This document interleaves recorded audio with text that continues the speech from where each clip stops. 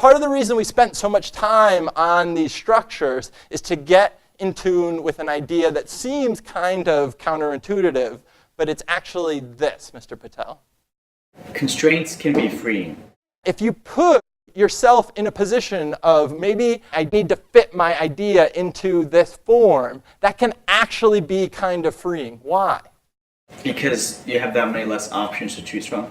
So you focus your energy not on choosing between options, but actually on your content. So poets talk about this a lot. One in particular, Robert Frost, took a very hardline view against something called free verse, which is poetry that has no rhyme and no meter. It's just you can do whatever you want.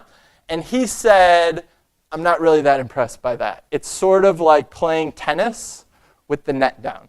So you imagine playing tennis, it's going to be a lot easier to score some points or hit it back if there's no net involved. But why we put in a net is so we get that real skill that comes from someone like Roger Federer or Althea Gibson. It's the people who do well, find innovative ways within the constraints that we really admire.